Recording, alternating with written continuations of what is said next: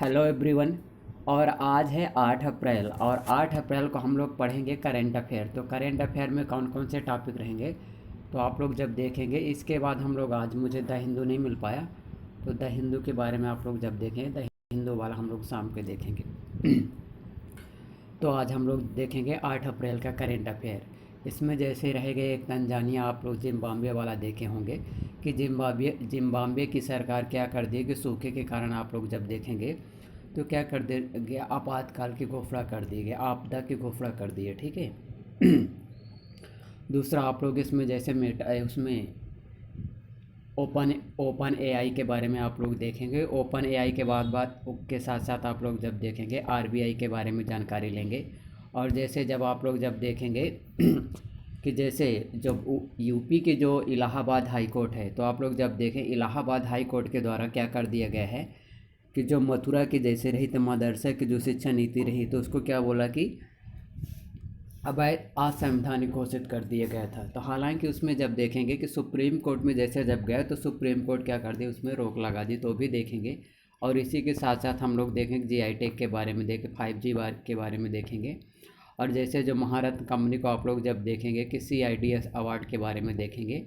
और जो सुन्नाती आप लोग जब देखें बौद्ध स्थल के बारे में तो ये भी इसके बारे में जानकारी लेंगे और कुछ अवार्ड के बारे में आज देखेंगे। और जैसे जब कल मनाया गया 7 अप्रैल को आप लोग जब देखेंगे तो मनाया गया आप लोग जब विश्व स्वास्थ्य दिवस के रूप में मनाया गया। ठीक है। और जैसे 5 अप्रैल को मनाया गया आप लोग जब देखेंगे एक खेल से संबंधित रहेगा। खेल के बाद आप लोग जब देखें पेरिस ओलंपिक में जैसे ये बिल्किस मीर जैसे रहती हैं ये हैं तो आप लोग जब देखें इनके बारे में थोड़ा सा देखेंगे और नाटो के बारे में जानकारी लेंगे। और जैसे समुद्री दिवस के रूप में आप लोग जब देखेंगे और यहीं से एक इकोनॉमिक्स का करेंट अफेयर आपको मिल जाएगा, ये वाला इकोनॉमिक्स का करेंट अफेयर यहाँ से मिल जाएगी जानकारी। ठीक है। बाकी कल से हम लोग सुबह 7:30 के आसपास हम लोग पूरा वीडियो अपलोड कर देंगे और फिर लास्ट में हम लोग देखेंगे कि भारत के बायोस्फीयर रिजर्व देखेंगे। ठीक है। तो शुरू करें आज का। तो देखें आज का पहला क्वेश्चन है, हाल ही में किस देश के द्वारा विनाशकारी सूखे के कारण आपदा की घोषणा कर दी गई है? तो इसका राइट आंसर होगा option number B, Zimbabwe. Zimbabwe की सरकार के द्वारा ये वर्तमान में ये बोला गया है कि जैसे जो आप लोग जब देखेंगे which country recently declare a disaster due to devastating drop. तो इस उस कंट्री का नाम है जिम्बाब्वे। और जिम्बाब्वे के बारे में आप लोग जब देखेंगे यहाँ की जो राजधानी है हरारे। और ये जिम्बाब्वे के आप लोग जब देखेंगे उसी का मैप है, जिम्बाब्वे का ये मैपिंग है। और जिम्बाब्वे के आप लोग मुझे कमेंट करके बताइएगा कि क्या जिम्बाब्वे से मकर रेखा प्रवेश करती है, गुजरती है, नहीं गुजरती। ठीक है। और अगला क्वेश्चन हम लोग देखेंगे कि आरबीआई के किस पूर्व गवर्नर को विश्व बैंक के आर्थिक सलाहकार परिषद के पैनल के रूप में नामित किया गया है? His former governor of RBI was appointed to economic advisory panel of the World Bank. तो इसका राइट आंसर होगा दोस्त, इसका राइट आंसर होगा राकेश मोहन। राकेश मोहन जैसे जब रहते तो इनको क्या कर दी, इसी के पहले आप लोग जब देखेंगे कि जो वर्ल्ड बैंक है तो वर्ल्ड बैंक की स्थापना आप लोग जब देखेंगे तो ये हुई थी 1 जुलाई 1944 को। कब हुई थी? 1 जुलाई 1944 को। और इसी के साथ आप लोग जब देखें दोनों को आप लोग जब देखेंगे IMF की स्थापना भी इसी दोनों की स्थापना IMF की स्थापना भी इसी के साथ हो जाती है। वर्ल्ड बैंक के बारे में आप लोग ये भी याद रखिएगा कि ease of doing business report किस संस्थान के द्वारा जारी किया जाता है? तो किस संस्थान के द्वारा जारी किया जाता है? वो जारी किया जाता है आप लोग जब देखेंगे कि वर्ल्ड बैंक के द्वारा जारी किया जाता है, राइट। और आप लोग जैसे देखेंगे कि शक्तिकांत दास, तो शक्तिकांत दास के बारे में आप लोग ध्यान रखिएगा कि जो आरबीआई हैं तो आरबीआई के 25th ऑफ गवर्नर हैं, आरबीआई के 25th ऑफ गवर्नर। और 2023 के बारे में आप लोग ध्यान रखिएगा, इनको क्या दिया गया था कि एक अवार्ड दिया गया था, दक्षिण एशिया के केंद्रीय बैंकों का एक अवार्ड दिया गया था। अगला क्वेश्चन देखेंगे, हाल ही में किस आईआईटी संस्थान ने सरलीकृत 5G प्रायोगिक लॉन्च किया है? तो इसका राइट आंसर होगा option number A, IIT Kanpur के द्वारा लॉन्च किया गया है। यदि आप लोग जब देखेंगे कि आईआईटी कानपुर से संबंधित और कौन से यूपी से संबंधित जैसे हैं तो भारतीय नौसेना ने आईआईटी कानपुर के साथ इनोवेशन और रिसर्च के लिए क्या कर दिए, MOU पर समझौता कर दी, MOU पर समझौता कर दिए गए हैं। IIT गुवाहाटी ने उन्नत स्वास्थ्य देखभाल के लिए स्वास्थ्य परियोजना का उद्घाटन किया है। ठीक है।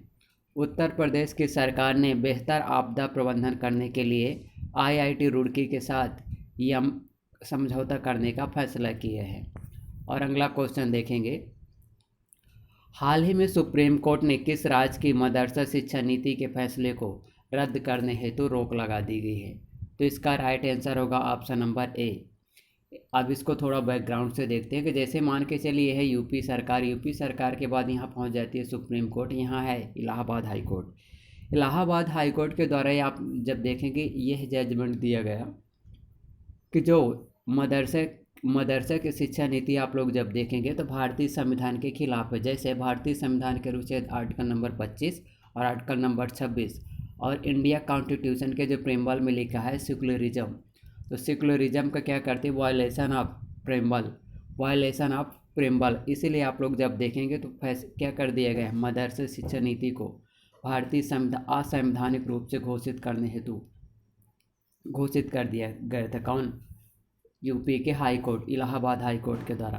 बट उसके अब हाई कोर्ट के द्वारा जो निर्णय दिया गया, डिसीजन जो दिया गया है, तो हाई कोर्ट के द्वारा दिए गए निर्णय को आप लोग जब देखेंगे तो उसको चैलेंज कर दिए गए। कहाँ चैलेंज कर दिए गए? सुप्रीम कोर्ट में चैलेंज कर दिए गए। अब सुप्रीम कोर्ट के बारे में आप लोग याद रखेंगे कि जैसे भारतीय संविधान के अनुच्छेद 124 से लेकर आप लोग जब देखेंगे 144 तक 147 तक सुप्रीम कोर्ट के बारे में कुछ प्रोविज़न किए। जैसे सुप्रीम कोर्ट की स्थापना के बारे में आर्टिकल नंबर 124 में प्रावधान किए गए हैं, 125 में, 126 में, 127 में आप लोग जब देखेंगे तदर्थ न्यायाधीश की अपॉइंटमेंट करने हेतु प्रावधान किए गए हैं। वहीं आप लोग जब देखें 128 में देखेंगे और 129 में देखेंगे कि सुप्रीम कोर्ट को आप लोग जब देखेंगे तो उसको क्या बोला गया है, कोर्ट ऑफ अभिलेख न्यायालय के रूप में, कोर्ट ऑफ रिकॉर्ड का दर्जा दिया गया है। वहीं आर्टिकल नंबर 130 में आप लोग जब देखेंगे तो उसमें क्या यह प्रावधान किया गया है कि सुप्रीम कोर्ट का जो एरिया यानी कि क्षेत्र होगा वो हेडक्वार्टर होगा, कहाँ होगा वो, न्यू दिल्ली में होगा। और वहीं आप लोग जब देखें 131, 132 और 133, तो आर्टिकल नंबर 133 में क्या प्रावधान किया गया है कि आर्टिकल नंबर 133 में यह प्रावधान किया गया है कि दो राज्यों के बीच जो जितने भी मामले विवादित होंगे, इसी को बोलते हैं आप लोग जब देखेंगे तो दो राज्यों के बीच जो विवाद चल है तो उसका फैसला, उनका निपटारा किस आर्टिकल के तहत किया जाएगा, आर्टिकल नंबर 131 के तहत किया जाएगा। वहीं आर्टिकल नंबर आप लोग जब देखेंगे आर्टिकल नंबर 32 के तहत सुप्रीम कोर्ट का क्या किया गया है, भारतीय संविधान का रक्षक बताया गया है कि भारतीय संविधान में जैसे जो फंडामेंटल राइट हैं, तो इसीलिए तो आप जो महान राजनीतिक यानी विधि वेत्ता है अम्बेडकर जी, तो अम्बेडकर जी जैसे बोले कि भारतीय संविधान का अनुच्छेद यानी कि आर्टिकल नंबर 32 भारतीय संविधान की मूल आत्मा है। किसको बोले? आर्टिकल नंबर 32 को। इसीलिए आप लोग जब देखेंगे सुप्रीम कोर्ट को रक्षक बोला, किसको रक्षक बोला गया है, फंडामेंटल राइट का रक्षक बोला गया है। ठीक है। और अगला इसके बारे में आप लोग ध्यान रखिएगा कि यहाँ पास है कि जो मथुरा के प्रसिद्ध झांसी क्राफ्ट को आप लोग जब देखेंगे, सांझी क्राफ्ट को क्या दिया गया है, GI टैग का दर्जा दिया गया है। बट आप लोग याद रखिएगा कि इंडिया में पहली बार किस प्रोडक्ट को GI टैग का दर्जा दिया गया था, तो GI टैग का दर्जा आप लोग जब दिया गया था तो दिया गया था 1999 में। किसको दिया गया था? जो पश्चिम बंगाल के दार्जिलिंग की चाय को दिया गया था। ठीक है। वहीं आप लोग जब देखें WTO से संबंधित एक समझौता है GI टैग के बारे में, आप लोग सुना होगा WTO से संबंधित जैसे रहता गेट्स, WTO से कितने समझौते रहते, तो आप लोग जब देखेंगे कि WTO से कितने समझौते रहते, तो WTO किसके स्थान पर स्थापित किया गया था? स्थापित किया था GATT के स्थान पर, general agreement and anti avoidance tax, ऐसे कुछ उसका है फुल फॉर्म। तो उसकी स्थापना तो 1940 में हो गई थी। बट आप लोग जब देखेंगे कि 1995 के उसको रिप्लेस करके कौन आ गया था? WTO। अब जो GATT रहा, GATT के बारे में आप लोग जब देखेंगे तो ये क्या काम करता था, आप लोग जब देखेंगे सेकंड वार के बाद आप लोग जब देखेंगे कि पूरे विश्व में क्या हो जाता है, एक समस्या उत्पन्न हो जाती है। जैसे जब समस्या क्रिएट हो जाती है, उस समस्या का सलूशन के लिए आप लोग जब देखें GATT रहता है तो केवल वस्तुओं के व्यापार से संबंधित डिस्प्यूट को क्या करता, रिजोल्यूट करता, यानी कि उसका सलूशन निकालता। बट आगे चल के 1 जनवरी 1995 को आप लोग जब देखें उसके स्थान पर आ गया WTO। तो WTO क्या करता, गुड्स एंड सर्विस दोनों के बीच जितने भी डिस्प्यूट होंगे सभी डिस्प्यूट को उसको रेजोल्यूशन यानी कि सलूशन प्रदान करता है। ठीक है,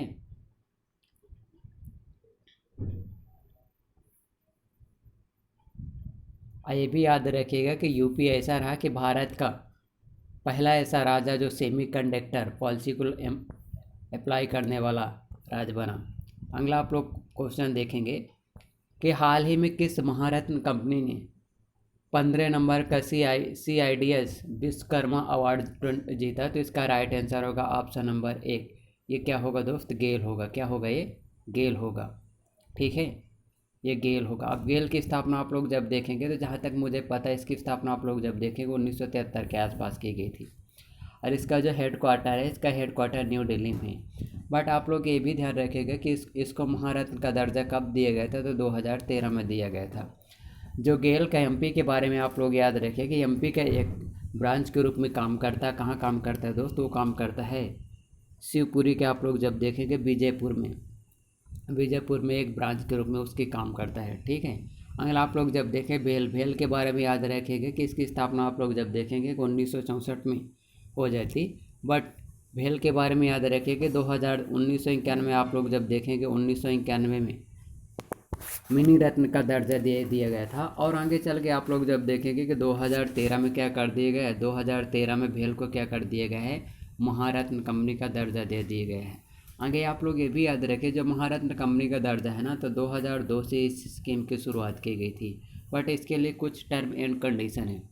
टर्म एंड कंडीशन ये है कि आप लोग जब देखें कि नेट प्रॉफिट, जहाँ तक मुझे पता है तो नेट प्रॉफिट आप लोग देखिए कि नेट प्रॉफिट आप लोग जब होना चाहिए 5,000 करोड़ का होना चाहिए। लेकिन टर्नओवर कितना होना चाहिए 3 साल में, 2,500 करोड़ का होना चाहिए। ठीक है, और लगातार 3 साल में क्या होना चाहिए, प्रॉफिट में कंपनी को होना चाहिए। अगला आप लोग क्वेश्चन देंगे, क्वेश्चन नंबर 6। हाल ही में चर्चा में रहने वाला सुन्नाती बौद्ध स्थल किस राज्य में स्थित है। तो ये स्थित है आप लोग जब देखेंगे कहाँ स्थित है दोस्त, ये है कर्नाटक में स्थित है। कर्नाटक में आप लोग ये भी याद रखिएगा कि जो बौद्ध धर्म का आप लोग जब देखेंगे कि महामस्ताभिषेक का जो 12 वर्ष में एक सम्मेलन किया जाता तो वहीं स्थित है। कहाँ आप लोग जब देखेंगे, जैसे जब चला जाता चंद्रगुप्त प्रथम अपने अंतिम समय में कहाँ चला जाता है, श्रवणबेलगोला में चला जाता है। श्रवणबेलगोला में आप लोग जब देखेंगे चंद्रगिरी की पहाड़ी में चला जाता है। यहीं संलेखना पद्धति के माध्यम से आप लोग जब देखेंगे अपने जीवन की लीला को समाप्त कर लेता। कौन, चंद्रगुप्त फर्स्ट। अगला आप लोग जब देखेंगे सुत्तूर यात्रा महोत्सव 2024 कहाँ आयोजित किया गया है, तो यह आयोजित किया गया कर्नाटक के मैसूर शहर में।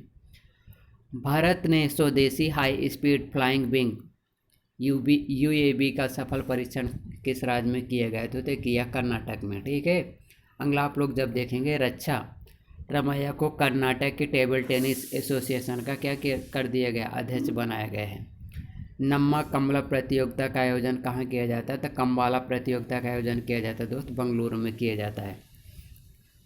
महिला नेतृत्व वाली स्टार्टअप की संख्या में बेंगलुरु का स्थान शीर्ष पर आता है। बट आप लोग जब देखें कि बेंगलुरु वर्तमान में किस में चल रहा है, एक वाटर क्राइसिस के रूप में सामने आ रहा है बेंगलुरु शहर। ठीक है, और बेंगलुरु शहर को क्या बोला जाता है, आप लोग जब देखेंगे भारत की सिलिकॉन वैली बोला जाता है। ठीक है, अगला आप लोग जब देखेंगे हाल ही में किसे glamour and life style award 2024 प्रदान किया गया है, तो इसका राइट आंसर होगा ऑप्शन नंबर A। इसका राकेश जैन होगा दोस्त। क्या होगा, राकेश जैन होगा। ठीक है, राकेश जैन को दिया गया है। अगला आप लोग जब देखें 2024 एबल पुरस्कार आप लोग जब देखें किसे दिया गया है, तो आप लोग जब देखें दिया गया है मिशेल टेलर ग्रांट को दिए गए। जो आप लोग जब इसको देखेंगे कि एबल अवार्ड क्या है, तो एबल अवार्ड को आप लोग जब देखेंगे मैथ का नोबल प्राइज़ बोला जाता है इसको। अगला आप लोग जब देखेंगे कि नीदरलैंड के इरास्मस पुरस्कार 2024 से किसे प्रदान किया गया है, किसे दिया गया है, तो आप लोग जब देखें अमिताभ घोष को दिया गया है। मिस वर्ल्ड ह्यूमैनिटेरियन अवार्ड 2024 किसे प्रदान किए गए, तो किसे प्रदान किए गए? नीता अंबानी को प्रदान किए गए। ठीक है। अगला आप लोग जब देखेंगे कि विश्व स्वास्थ्य दिवस कब मनाया जाए, तो विश्व स्वास्थ्य दिवस के रूप में आप लोग जब देखें प्रत्येक 7 अप्रैल को सेलिब्रेट किया जाता है विश्व स्वास्थ्य दिवस। विश्व स्वास्थ्य दिवस के रूप में आप लोग जब देखें सेलिब्रेट की स्टार्टिंग कब की गई थी? किया गया था 1950 से किया गया था। बट आप लोग जब देखेंगे WHO की स्थापना जो होती है, WHO की स्थापना कब हो जाती है दोस्त? 7 अप्रैल 1948 को हो जाती है WHO की स्थापना। अगला आप लोग जब क्वेश्चन देखेंगे, हाल ही में किसके द्वारा virus cloning tool voice engine का अनावरण किया गया है, अनवेल किया गया है? तो इसका राइट आंसर होगा ओपन एआई के द्वारा। ओपन एआई के द्वारा आप लोग जब देखेंगे कि चैट जीपीटी का भी आप लोग जब देखें इसी के द्वारा स्टार्ट किया गया था। ठीक है। अगला क्वेश्चन आप लोग देखेंगे कि हाल ही में किस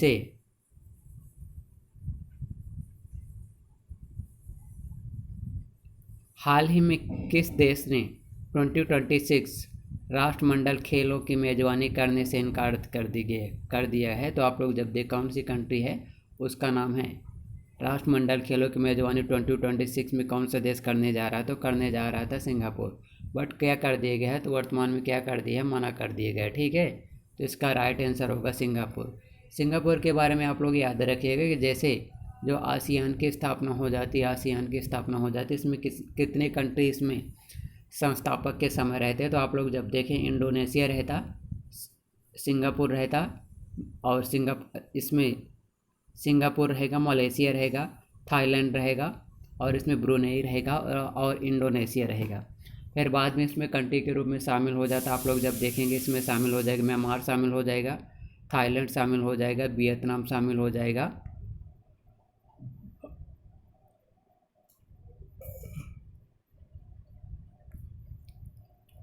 इनके सामने आप लोग जब देखें कि आसियान के बारे में आप लोग याद रखें कि MPPSC की प्री में टॉपिक देखे रखा आसियान। तो आसियान के बारे में आप लोग जब देखेंगे इसकी स्थापना कब हो जाती है? 7 से 8 अगस्त 1967 को की जाती है। 1967 को इसकी स्थापना कर दी जाती है। ठीक है। और इसका जो हेड क्वार्टर है, तो हेड क्वार्टर के बारे में आप लोग जब देखें इसका हेड क्वार्टर कहाँ है? तो इंडोनेशिया की राजधानी जकार्ता में है। राइट। तो अगला हम लोग क्वेश्चन देखेंगे, हाल ही में किस देश ने 2026 राष्ट्रमंडल खेलों की मेज़बानी करने से इनकार कर दिए गए? तो आप लोग जब देखें सिंगापुर के बारे में देखेगा, सिंगापुर के आप लोग के बारे में देखेगा कि यहाँ के जब वर्तमान में प्रेसिडेंट है तो उनका नाम है Thurman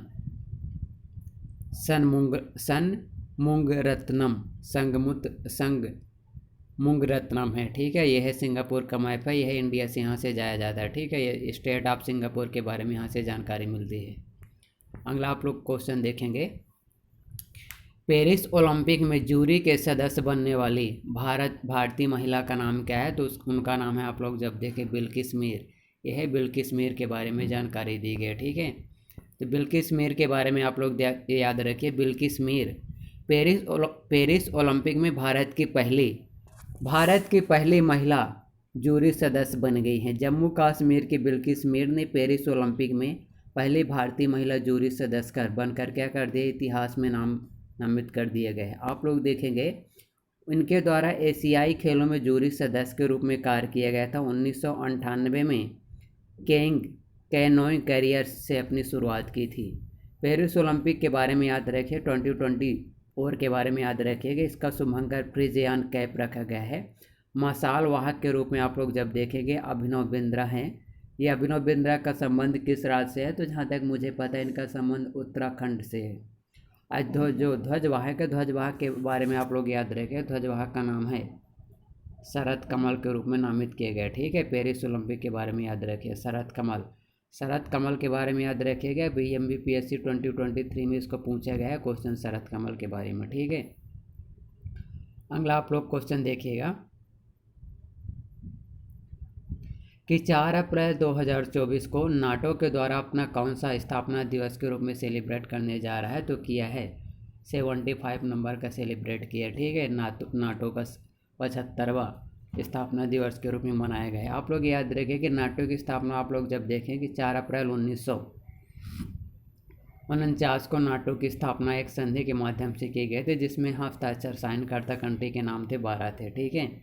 north Atlantic treaty organisation है। तो आप लोग जब देखेंगे क्या है इसके सदस्य के रूप में, आप लोग जब देखेंगे कि 31 जो सदस्य है तो फिनलैंड है, जबकि 32 सदस्य के रूप में आप लोग जब देखेंगे तो उसका नाम है स्वीडन के बारे में है। ठीक है, राइट। अगला आप लोग जब देखेंगे इसका हेडक्वार्टर कहाँ है, तो इसका हेडक्वार्टर बेल्जियम की राजधानी ब्रुसेल्स में है। ठीक है। अगला क्वेश्चन आप लोग जब देखेंगे, when was national maritime day celebrate recently, तो इसका राइट आंसर होगा ऑप्शन नंबर बी, 5 अप्रैल को। ठीक है, एवरी 5 अप्रैल को मनाया जाता है, सेलिब्रेट किया जाता है। अगला क्वेश्चन आप लोग देखेंगे, इकोनॉमिक्स इंटेलिजेंस यूनिट के द्वारा बिजनेस एनवायरनमेंट रैंकिंग के अनुसार व्यापार करने के लिए दुनिया में सबसे अच्छा शहर कौन सा है।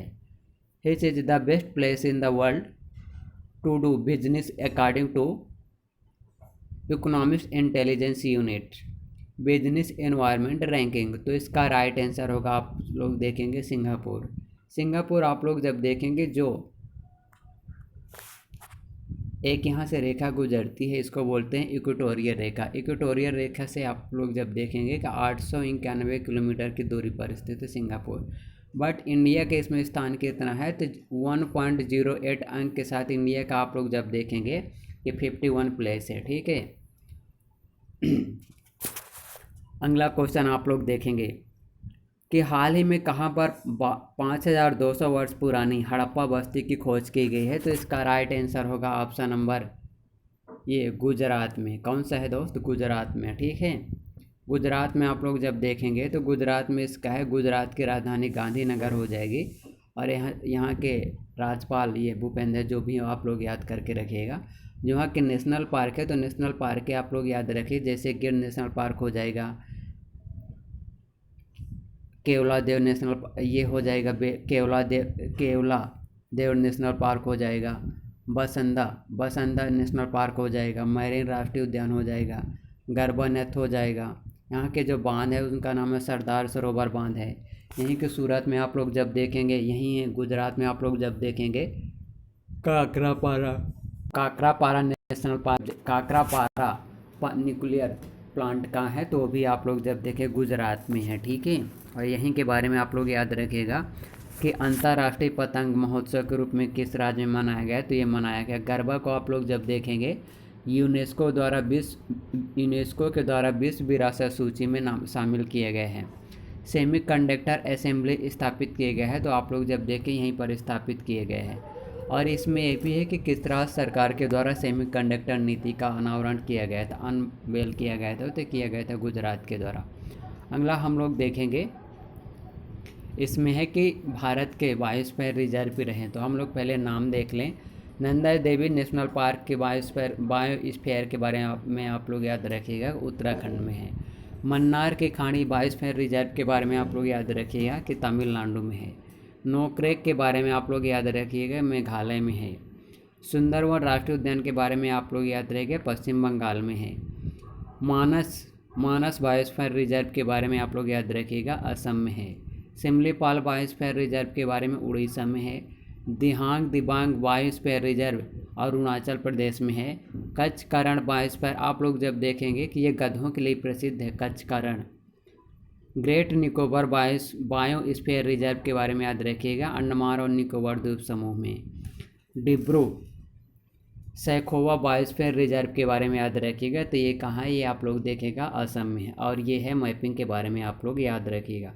अगस्त मलाई आप लोग जब देखेंगे नीलगिरी में स्थित है अगस्त मलाई। यहीं पर आप लोग जब देखेंगे गल्फ ऑफ मन्नार ये है। तो आप लोग मुझे कमेंट करके बताइएगा कि भारत के सबसे बड़े बायोस्फीयर रिजर्व के बारे में याद रखिएगा। तो पहला जहाँ ये जैसे है ना गल्फ ऑफ मन्नार, तो किसके गल्फ ऑफ मन्नार आप लोग जब देखें नील गाय के लिए प्रसिद्ध है। ओके, प्रेमिनेंट प्लेस ऑफ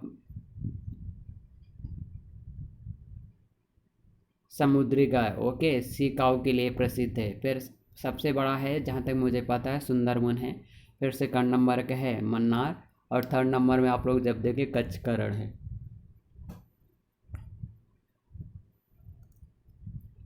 आप लोग जैसे देखेंगे मेघालय में जैसे है ना, तो मेघालय में आप लोग देखिएगा कि नोकरेक जैसे है, तो नोकरेक के बारे में याद रखिए कि हाँ एक सुंदर एक और क्षेत्र है आप लोग जब देखेंगे। ठीक है, तो ये है MPPSC के बारे में था आप लोग, ये मैं उसी से उठाया हूँ MPPSC के। आप लोग जब देखेंगे तो मैपिंग के रूप से याद रखिएगा कि किस किस राज्य में है। ठीक है, और पन्ना बायोस्फीयर रिजर्व के बारे में याद रखिएगा, तो ये पन्ना के बारे में आप लोग बायोस्फीयर रिजर्व है तो ये है MP में है। ठीक है, और पन्ना के बाद आप लोग जब देखें अचान कमर कहाँ है, तो अचान कमर MP और छत्तीसगढ़ दोनों में है। ठीक है, अचान कमर। Okay, thank you very much for watching.